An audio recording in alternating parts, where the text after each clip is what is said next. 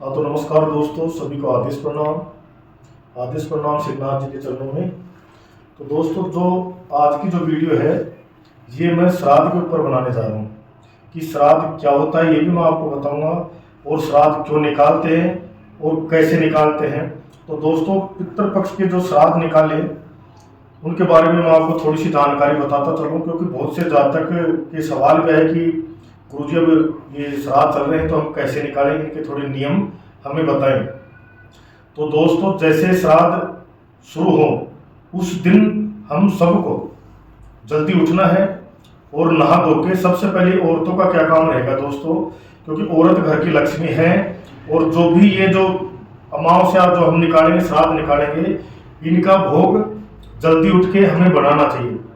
और जो घर की जो लेडीज है, महिला हैं, इनका सुबह सुबह का क्या काम रहेगा, नहा धो के और जो भी अपने सोच वगैरह करके नहा धो के सबसे पहले तो अपनी जो दहलीज है दोस्तों उसको बुहारी से भरें, फिर साफ जल लें, उस जल में थोड़ी सी हल्दी डाल के और उसको दहलीज को धोएं और घर की साफ सफाई का पूरा ध्यान रखें दोस्तों। और जो मनुष्य है वो जो श्राद्ध पक्ष चलेगा 15 दिन, इसमें एक तो बाल नहीं कटवाएं, या फिर पहले कटवा के तैयार रहें, ये 15 दिन में ये बाल नहीं कटवाएंगे दोस्तों।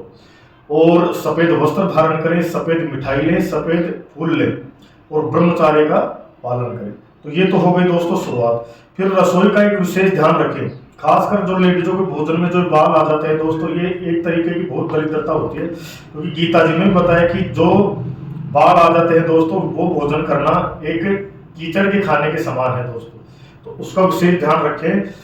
और जब नहा धोकर तैयार हो जाए, भोजन बनाने से पहले सभी खड़े होकर दक्षिण दिशा में मुंह करेंगे और सभी अपने अपने पूर्वजों को, अपने पितरों को, 2 4 5 7 पीढ़ियों से जो भी है सभी का आह्वान करेंगे और बोलेंगे कि हमारे जो भी पितर हैं आ जाएं, हम आपकी सेवा में तत्पर हैं, और जो भी भोजन हम बनाएं उसको ग्रहण करें, और हमारे से अगर कोई गलती त्रुटि अगर हो चुकी है जाने अनजाने में, तो उसके लिए हम सभी आपसे क्षमा प्रार्थी हैं दोस्तों।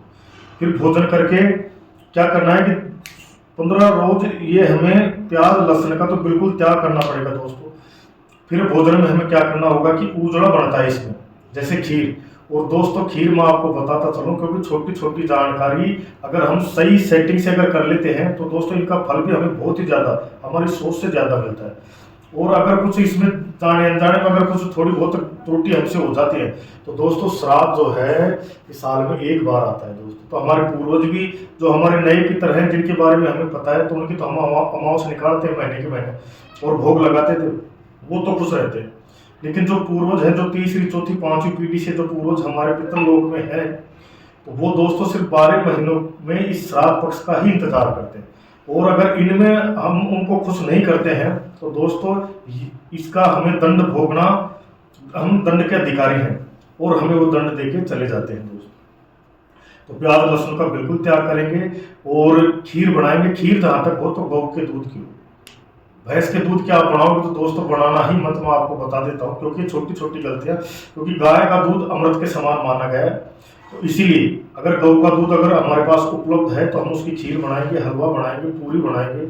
और दोस्तों अगर गौ का दूध हमारे पास नहीं है तो भैंस के दूध की हम खीर बिल्कुल भी नहीं बनाएंगे दोस्तों, क्योंकि छोटी छोटी और बहुत ही ज्ञान की बातें होती है दोस्तों। अब खीर ना बना करके हम सफ़ेद चावल बनाएंगे, जिसको हम उजला बोलते हैं, जो जिसमें ऊपर से खांड पूरा नहीं डालते हैं, वो नहीं दोस्तों, जिसमें मीठा डाल के जो भात बनता है दोस्तों खिचड़ी की तरह, वो बनाएंगे। अब भोग कैसे हम निकालेंगे, 5 कासे।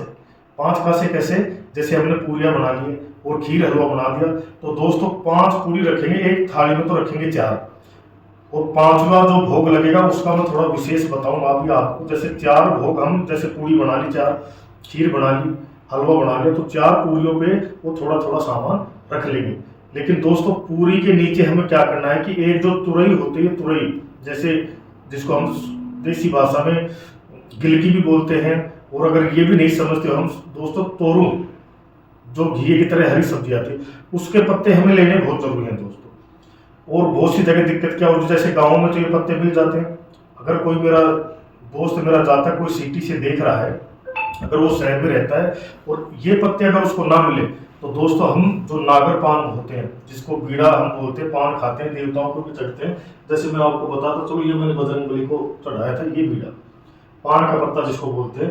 तो ये हम 4 पत्ते लेंगे दोस्तों, 4 पत्तों पे एक एक पूरी रखेंगे, या छोटी छोटी मंडकी जिसको बोलते हैं, छोटी रोटी पूरी की जितनी, वो बनाएं। वो बना के उस पर सारा सामान हम रखेंगे। रखने के बाद दोस्तों सर्वप्रथम तो हम एक हिस्सा, 4 में से एक हिस्सा निकालेंगे, किसका? गऊ का। दूसरा हिस्सा हो गया कुत्ते का। तीसरा हो गया दोस्तों कौवे का, जिसको देसी भाषा में कागला बोलते हैं। और चौथा हो गया चींटी का। तो दोस्तों जैसे हम सर्वप्रथम देंगे गाय को, फिर कुत्ते को। और चींटियों का अगर कहीं बिल है तो दोस्तों वो साबुत नहीं रखना है, उसको थोड़ा थोड़ा तोड़ के और उसके बिल के आसपास हमें बखेर देना है दोस्तों, ऐसा करना है। चौथा जो कौवे का रहेगा कि वो कहाँ पे देना है, वो दोस्तों हमें देना है हमारे जो छत की जो मुंडेर होती है दोस्तों। मुंडेर अब आप अपनी भाषा में पता नहीं क्या बोलते हो, जैसे हम छत होती है, छत के ऊपर से एक मंडीरी लगाते हैं कि बच्चे बच्चे गिर ना जाए।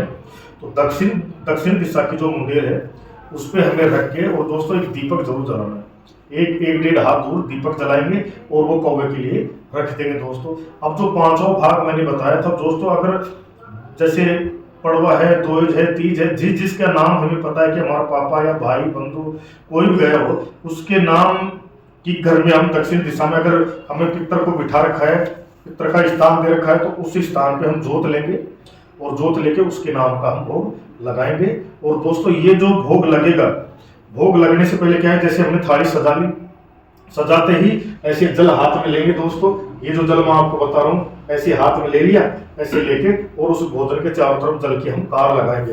कार लगाने से ये होता क्या है दोस्तों कि कोई भी नेगेटिविटी या नेगेटिव एनर्जी इस भोग को ग्रहण नहीं कर सकती। इसको ग्रहण कौन करेगा? जो हमारा पूर्वज है, हमारा पितर है, वही इसको ग्रहण करेगा दोस्तों। तो ये तो यहाँ तक हो गया दोस्तों।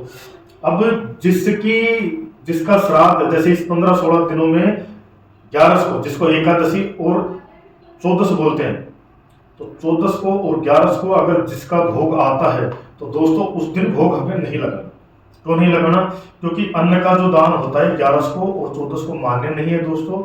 तो थोड़ा सा विश्वास करें आप, कभी ये सोचो कि 12 महीने में आती है आप भोग के लिए मना करते हो, ऐसा कुछ भी नहीं। मैं आपको विधि बताता हूँ दोस्तों।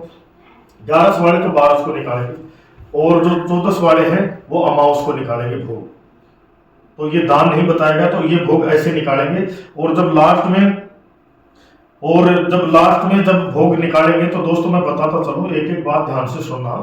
और ये अगर कोई लड़का या कोई आदमी अगर मेरी वीडियो को देख रहा है, तो इस वीडियो को अपनी लेडीजों को, अपनी माता बहनों को जरूर दिखाएं, क्योंकि ये साल में एक बार आता है। तो ये माता बहनें हमारी कोई गलती ना करें। तो दोस्तों जैसे जैसे हमारे श्राद्ध आते हैं, जैसे 15 दिन में हमने 6 श्राद्ध निकाले या 5 निकाले, तो उसी दिन अगर कोई ब्राह्मण हमें मिल जाता है जोड़े से, यजमान जिसको बोलते हैं, जैसे ब्राह्मण और ब्राह्मणी, तो दोस्तों उसको हमें भोजन खिलाना चाहिए। यथा स्थिति उसको भेंट देनी चाहिए, जैसे 5.25, 11.25 या 150 दे सकते हैं। और अगर बन पड़े तो दोस्तों कुछ वस्त्र भी उसको हम दान दे सकते हैं, क्योंकि ये जो महीना है दोस्तों, ये दान पुण्य का ही महीना है। क्योंकि महाभारत से जुड़ा एक किस्सा है कि महाभारत में एक योद्धा था अंगराज कर्ण। तो जब उसने शरीर अपना छोड़ दिया अर्जुन के हाथों, उसका वध हुआ, और जैसे ही वो स्वर्गलोक में गए दोस्तों, तो वहां पे जब उसको खाने के लिए जब उसने कुछ मांगा, तो उसने सोने का पहाड़ दिखा दिया कि आपने श्रवण का दान किया है, तो ये आपका अधिकार में आता है, आप इसको लो और मौज आनंद करो। तो दोस्तों को वो बोलता है कि आप क्या श्रवण खाने से, सोना खाने से क्या मेरी भूख मिटेगी? तब दोस्तों उसको याद दिलाते हैं कि आपने अन्न का एक दाना भी दान नहीं किया। तो दोस्तों वो आग्रह करता है और विशेष विनती करता है कि मुझे 15 रोज का समय दिया जाए। 15 रोज में दोस्तों कर्ण वापस धरती पे आता है, तो अपने जो उनके जो परिवारजन हैं, जीते जी और जो मर चुके हैं, उनको भी मेरे दोस्तों श्राद्ध निकाल के और दान पुण्य करके दोस्तों, तो अपना नाम उसने लिखवाया। और उसी के चक्कर में दोस्तों ये जो रीति रिवाज है इसको चलाते आ रहे हैं। तो क्यों ना हम भी अपना जो श्राद्ध है ये विशेष तरीके से बनाएं। तो दोस्तों तुरई का या पान का पत्ता जरूर लगाएं। अब बात आती है कि दान धर्म की। तो दोस्तों इन 15-16 दिनों के अंदर आपको दान जरूर करना चाहिए दोस्तों। जैसे दलिया डाल दिया चींटियों को, पक्षियों को दाना डाल दिया, और गाय को हरा चारा खिला दिया। अगर हरा चारा हमारे पास उपलब्ध नहीं है दोस्तों, तो जैसे चने की दाल और जो गुड़, ये खिला दिया। और दोस्तों जब भी हम श्राद्ध निकालेंगे तो वस्त्र हमारे सफ़ेद रहने चाहिए। और जब हम गऊ को और चींटियों को अगर भोजन कराएं या उनके हिस्से का, जैसे कुत्ते को कौवे को, जैसे मैंने 4 हिस्से बताए, पहला गऊ का, दूसरा कुत्ते का, तीसरा कौवे का और चौथा चींटियों का, तो पूरा वो सजा के ले जाए थाल और उसमें जल जरूर रखे दोस्तों। जैसे जैसे खिलाए तो गऊ के मुख पे छींटा मार दिया। इस तरीके से हमें करना है दोस्तों। और यथास्थिति हमें दान करनी, कर्जा करके हमें दान भी नहीं करना है दोस्तों, क्योंकि कर्जा करके जब हम दान पुण्य करते हैं तो हमारा लागू नहीं होता दोस्तों। क्योंकि हमारे पितर हैं, वो भी जानते हैं कि तुम्हारे पास जो है उसी का दान कर दो, हमें कर्जा करवा के हमारे बच्चों को परेशान नहीं करना है दोस्तों। अब लास्ट में जो सर्वमंगल जो आएगी अमावस्या, तो उसको क्या करना है दोस्तों कि कोई तो क्या करते हैं कि उस दिन एक जगह भोग लगा देते हैं। उस दिन हमें जो 16वां दिन आएगा दोस्तों, उस दिन क्या करना है कि 16 अंगारी छोटी छोटी लेनी है दोस्तों और 16 ही दीपक जलाने हैं। अब कोई ये बोलते हैं कि 16 हमारे है ही नहीं, तो दोस्तों हमें पता नहीं, हमारे पीढ़ियों से पितर चलते आए हैं दोस्तों। और जैसे ही मैंने बताया कि पूरी पे हर सामान रखेंगे, तो पूरी पे रखना और एक एक पत्ता जरूर होना चाहिए, चाहे पान का ही हो या तुरई का। तो 16 ही हमें दीपक जलाने चाहिए। और उस पर जैसे हम डालेंगे तो दोस्तों आग पे घी डालेंगे, शुद्ध घी, तो उसमें जोत जलेगी और उसी जोत पे एक एक हम भोग अलग अलग रखते चले। पितर हमारे चाहे गर्भ से गए हुए हों या कोई बुजुर्ग गया हुआ हो या कोई जवान गया हुआ हो, सभी का नाम लेंगे। उस दिन बताएंगे कि हमारे जो भी पितर हैं, पूर्वज हैं, जिसको मैं जानता हूँ और या नहीं जानता हूँ, सारे ही आके और अपना अपना भोग प्रदान करें, ग्रहण करें और हम सबको आशीर्वाद देके जाएं। क्योंकि दोस्तों हमारे से पहले जो ये संपत्ति, जो घर मकान जमीन जायदाद, ये हमारे पूर्वजों की थी, उनसे पहले उनके पूर्वजों की थी। तो दोस्तों सब कुछ उन्हीं का है। तो हम ये बोलेंगे सब कुछ आप ही का है, तो आपको अर्पण और अर्पण करके दोस्तों उसको जल को हम आचमन कराएंगे दोनों तरफ से। जैसे इधर भी डाल दिया अंगारे के और इधर भी डाल दिया, और दंडोत प्रणाम करेंगे और आशीर्वाद हम पे बढ़ाए रखें, ये मनोकामना करेंगे। तो दोस्तों हमारे जो पितर हैं, हमारे जो पूर्वज हैं दोस्तों, अगर हमने ये 15-16 दिनों में अगर उनको खुश कर लिया, तो दोस्तों ये देखना कि हमारी लाइफ हमेशा हरी भरी रहेगी, मौज आनंद रहेगी। और मौज आनंद उसी, और कर्जे से बिल्कुल छुटकारा मिल जाएगा दोस्तों। कर्जा होना एक मेन रीजन क्या है, किसी देव की नाराजगी से कर्जा नहीं होता दोस्तों। कर्जा होता है हम पितर पक्ष को मजबूत नहीं करते हैं, इसलिए हमें कर्जा होता है, मानते नहीं, या फिर बगुला भक्ति करते हैं। बगुला भक्ति कैसे दोस्तों, दीपक जला दिया और कपड़ों वस्त्रों का भी ध्यान हमें है नहीं, बाल बाल अगर कोई भोजन में है ये भी हमें ध्यान नहीं, जोत की लगाया, पानी डाला और चलो ला मुझे भोजन डाल दे, मुझे काम पे जाना। दोस्तों उसके लिए ये हमें समय निकालना पड़ेगा, क्योंकि बुगला भक्ति करने से कोई लाभ नहीं दोस्तों। हमारे हृदय में जब तक हमारा मन अमावस्या श्राद्ध निकालने के लिए पूरी तरीके से गदगद नहीं होगा, प्रसन्नता नहीं होगी, और रात को बार बार, जैसे कल अमावस्या निकालेंगे तो आज की रात 14 की रात हमें बार बार चेत होना चाहिए कि हम कहीं लेट तो नहीं हो जाए, हमारे पूर्वज नाराज तो नहीं हो जाए। अगर ऐसी चिंता दोस्तों हमें हुई तो दोस्तों ये समझ लेना कि बागबाड़ी हमेशा हरी भरी रहेगी, अन्न धन के भंडार रहेंगे।